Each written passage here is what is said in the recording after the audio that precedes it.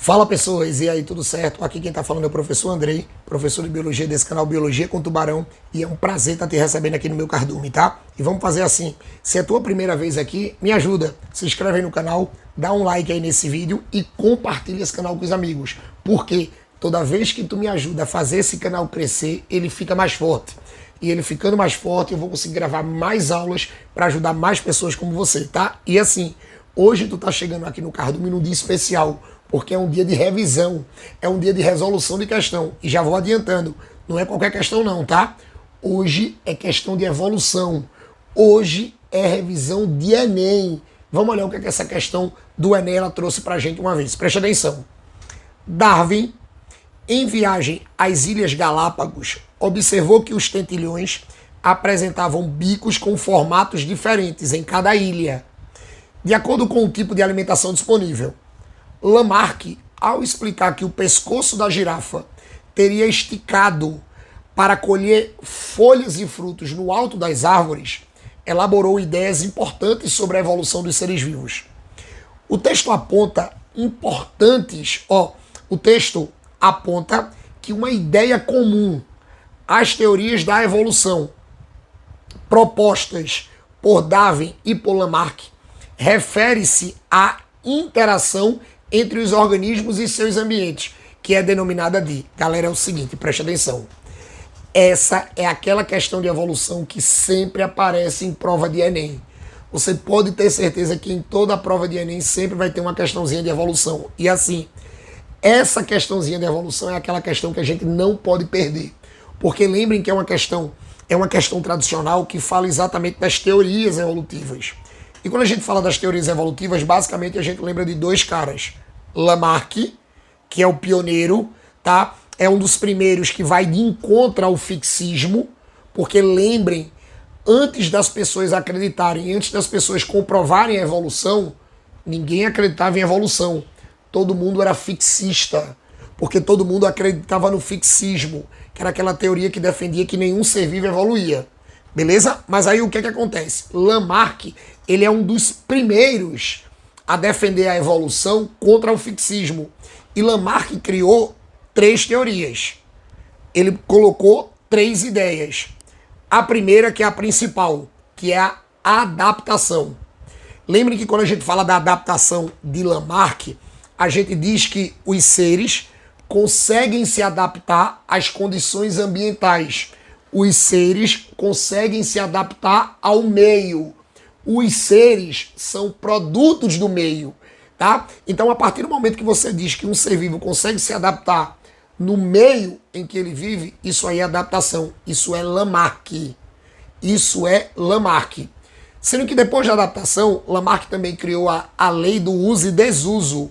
Foi Lamarck que disse que quanto mais você usa uma estrutura, mais ela se desenvolve. Quanto menos você usa uma estrutura, veja, quanto menos você usa uma estrutura, ela atrofia. A lei do uso, porque tu usa muito. Desuso, porque tu não usa. Tá? Então essa coisa da lei do uso e desuso, ela é perfeita. Quanto mais você usa uma estrutura, mais ela se desenvolve. Quanto menos você usa uma estrutura no corpo, a tendência dela é atrofiar. Agora, uma coisa que Lamarck errou foi na terceira ideia. Foi quando ele falou da lei da transmissão dos caracteres adquiridos. Porque Lamarck defendia, e Lamarck disse, que nós conseguimos transmitir para os nossos descendentes as características adquiridas. Nós conseguimos transmitir para os nossos descendentes as características adquiridas. E lembrem, nós não transmitimos características adquiridas. Nós transmitimos características hereditárias. Nós transmitimos características genéticas.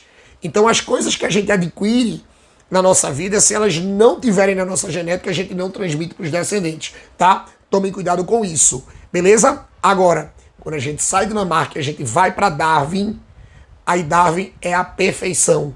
Darwin realmente é o pai da evolução. E quando a gente fala de Darwin, a teoria que a gente lembra logo é a seleção natural. Agora, o que é que eu preciso que vocês entendam? A seleção natural, ela foi descrita por Darwin em cima de 2 pilares. A adaptação de Lamarck, tá? Que a seleção natural, Darwin usou a adaptação de Lamarck para fazer a seleção natural, e a teoria malthusiana. E a teoria malthusiana foi o outro pilar da seleção natural de Darwin, tá? Aquela teoria malthusiana que diz que a população cresce em ordem geométrica, mas os recursos crescem em ordem aritmética. Ou seja, Malthus já falava da competição, Malthus já falava da falta de alimento, Malthus já falava da fome. E isso foi usado por Darwin na seleção natural. Sabe por quê? Porque Darwin disse que no ambiente os seres mais adaptáveis sobrevivem. Agora, olhe, pelo amor de Deus, acabe com essa história de dizer que a seleção natural é o ser mais forte. Não é o ser mais forte estruturalmente falando, não. É o ser mais adaptável. E Darwin disse que se o indivíduo conseguir se adaptar às condições alimentares do ambiente, ele vai conseguir se desenvolver até a idade de procriação.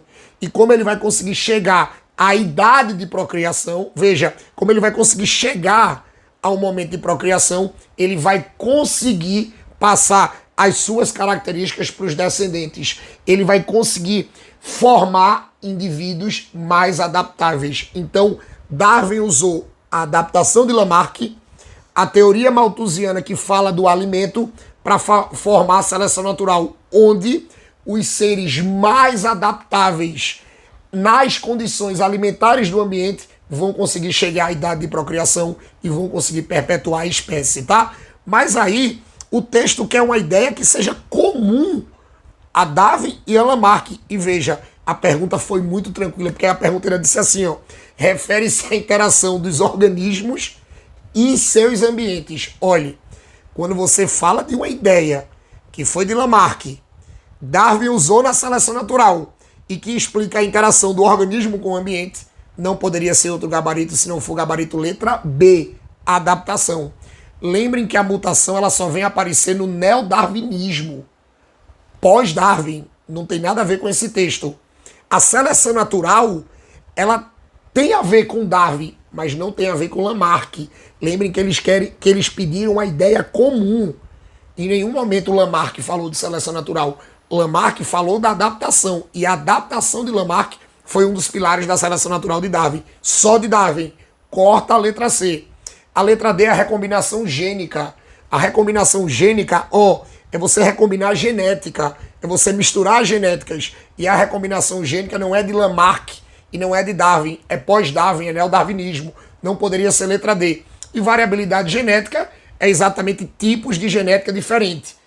Tipos de conjuntos gênicos diferentes. E a gente só vem falar de variabilidade genética, a gente só vem falar de genética na evolução quando a gente estuda o neodarwinismo. Porque lembrem que o neodarwinismo, ou teoria sintética da evolução, que é uma teoria pós-Darwin, é o momento em que outros cientistas usam a teoria de Darwin da evolução e mistura com os conceitos básicos de genética para comprovar ainda mais os nossos processos evolutivos. Então, o gabarito dessa questão só poderia ser gabarito letra B. Ei, monstrinho, tu gostou? Então não esquece, se inscreve no canal. Ah, mas eu já sou inscrito. Então manda esse canal pros amigos. Porque quando você manda esse canal pros amigos, ele fica maior e fica mais forte. Aí eu vou conseguir gravar mais aulas para ajudar mais pessoas como você, tá? E assim, eu espero você aqui no canal nas próximas aulas, tá? Ei, pessoas, beijo no coração. Valeu!